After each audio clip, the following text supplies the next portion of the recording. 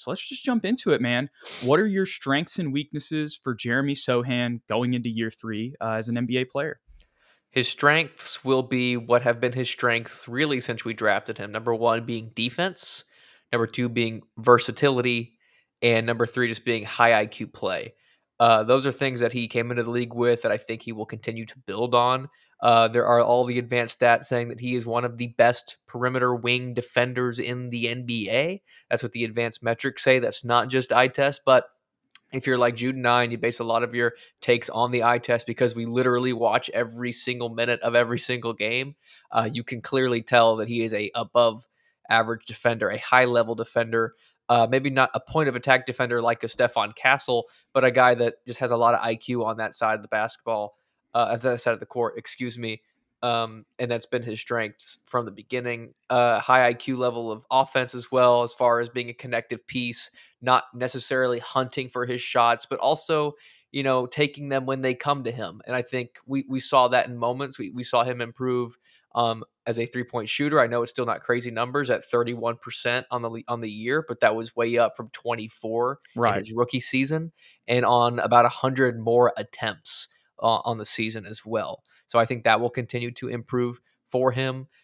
Weaknesses, I think, is still going to just be putting the ball on the floor, being a ball handler. But at the same time, I say that I don't think that will be expected from him this year as much as it Right. was last year because we have more primary ball handlers with Chris Paul, with Stefan Castle, Devin Vassell's emergence as a ball handler in the pick and roll situations. So he will be relegated really to a role that is more capable, more built around his skill set.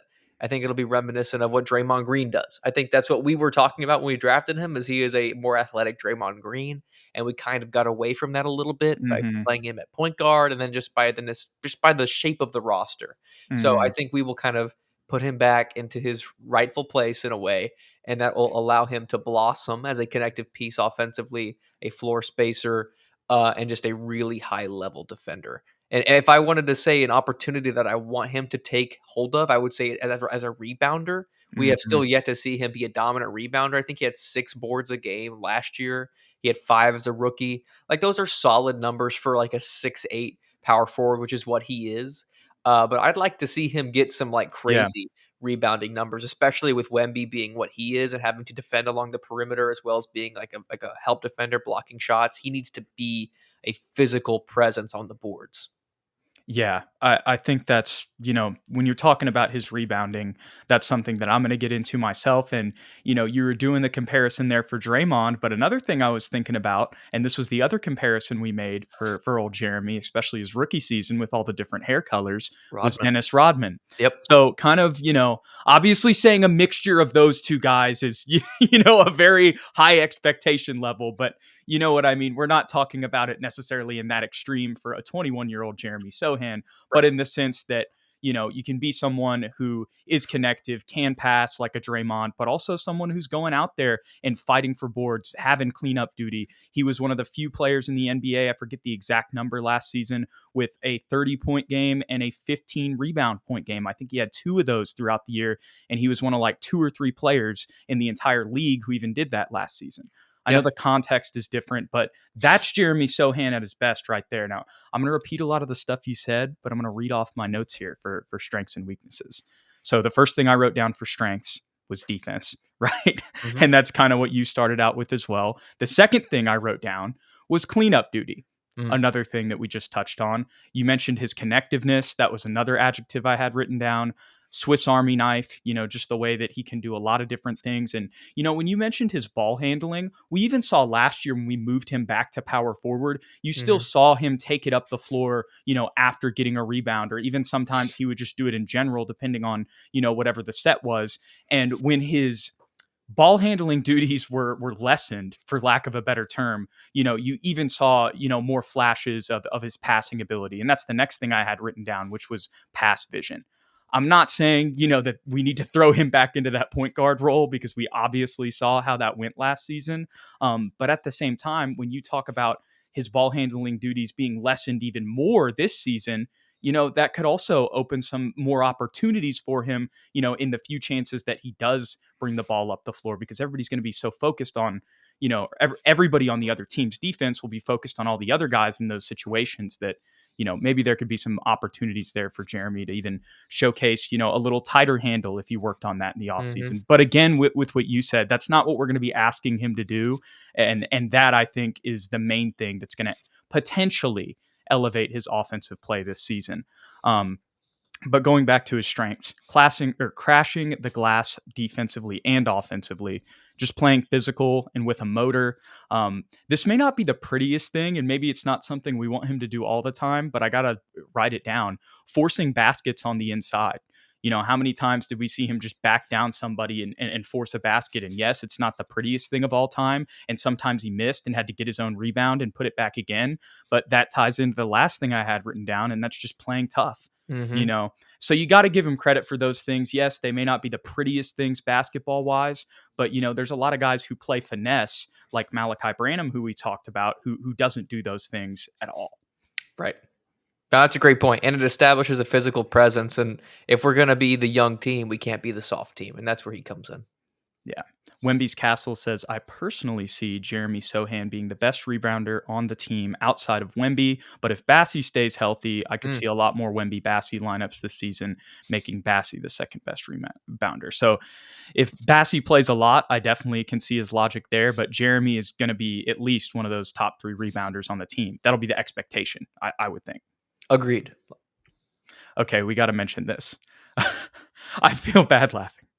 I didn't realize he Did you got so see this? corrected You or missed anything. it? Uh-huh. Yeah. Yeah. So Alejandro Morales says, rip Jeremy's Porsche. I don't think it was like confirmed, but it was pretty obviously Jeremy in the video. Yeah, he was, I didn't see the exact crash, but somebody was like, I don't know, on some San Antonio road. I don't know if it was 210 or, I don't know. Why am I thinking 210? That's probably the wrong I-10, number. There is I-10. No, what's the other one? 281? No. 281 is yeah, Okay, 280, 410? 410. That's what I was thinking. 410, 281, 35, whatever it might have been.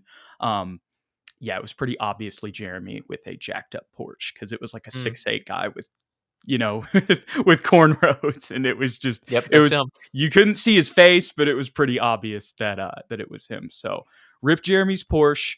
Um, Unfortunate, Mm. but I think the NBA bag will take care of it soon enough. Likely, yes. I think Wemby's Castle's comment there is actually a really good point too that neither of us talked about, which is his sorry, Jeremy's ability to get back a lot more backdoor cuts and just off the ball movement baskets because of the addition of Chris Paul will also be prevalent in his game. And I'm not saying that he didn't do that Right. last year, but it wasn't like a strong suit necessarily. This year, I think we'll see a lot more of that. Yeah, and that's something that we'll probably scheme up a lot more. Hmm. One, because we're just running more actual sets with Chris Paul, and Hmm. two, because of Chris Paul and even like other guys like Harrison Barnes on the floor, we just have the competency, to open Hmm. that up. I'm not comparing these players Right. necessarily, but think about the schemes that the Denver Nuggets are able to run with Aaron Gordon sitting in the dunker spot and a high pick Yes. and roll game between Jamal Murray and Jokic. I think it'll be similar to that, where he's going to get a lot of lobs from Wemby, a lot of bounce passes for just like underhand layups, a lot of just easy, wide open baskets. When you were talking about him cutting to the basket, the first thing I was thinking about was in the dunker spot, that Yep. exact Aaron Gordon role, which I think we've talked about a little bit before, Hmm. kind of over the summer. But back to Jeremy, just overall, because I didn't finish this weaknesses, ball handling. As much as, I mentioned that other caveat earlier, still ball handling, shooting, as much as we have seen the increase, we're happy to see those incremental increases. Hopefully we see more. That's still something we got to point at. Self creation, just in Yeah. general. I gave him credit for forcing baskets on the inside, but that's kind of because he's not able to create off the dribble right now. That's another thing that we hope to continue to see grow. And then the last thing I had written down, because there were some memories that stuck out in my head a little bit of this, just lulled to sleep defensively sometimes. Mm. And that can lead to a missed rotation or getting blown by. Obviously, the past 2 seasons have their circumstances that, are important context. But there were some times that just mentally, he'd have some lapses. He's also 21. Like, that's the other thing we've got to remember. Like, that can happen from time to time with young players, but Hmm. just staying locked in all the time so that all of his defensive strengths that he does have, are just always being utilized on every possession. And that's something that, just takes time with reps with young players. Like, not everybody's going to come in with the Kobe mentality, if that makes sense. No, for sure. I think the same can be said for offensively too. I think there were times where he kind of got lost in the offensive scheme and like, where am I supposed to be? What am I supposed to be doing? And that's where we saw the messy plays, the turnovers, or just getting in somebody's way. Yeah, absolutely. Man, that's pretty much everything I had written down for Jeremy. Is there anything else that you have on him before we move on to Mamu? No, so I'm still really excited about his upside. As much as we talk about Wemby Right. being the franchise and Stephon Castle coming in, Devin becoming, who he is. Jeremy gets lost on the shuffle a lot, and he gets a lot of hate because he's only shooting 31% from three, and that's what everyone gets, their cross stuck in. But he's still a guy with a lot of versatility and a lot of potential to be an all-star level player on both sides of the ball, not just as a defensive specialist. And on top of all of that, how many Spurs, have started since their rookie season? I know the circumstances were different, but I True. mean, there's not a lot of players like that. We've seen Pop talk glowingly about Jeremy and his potential, especially, in the 2022 season before Victor. And he still did at times last year. But, before Victor was on the roster, a lot of us were like, hey, maybe this guy has the highest potential on the team. For sure. It was a conversation.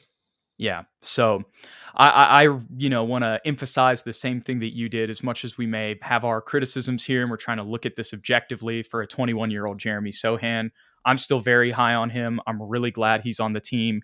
And kind of as Wemby's Castle says down here, in a CP3, Vassell, Barnes, Sochan, Wemby lineup, crazy thing is none have to find a PG to push tempo off of a defensive rebound. Okay. Mm. I see what you're saying. That was actually the wrong comment that I pulled up there.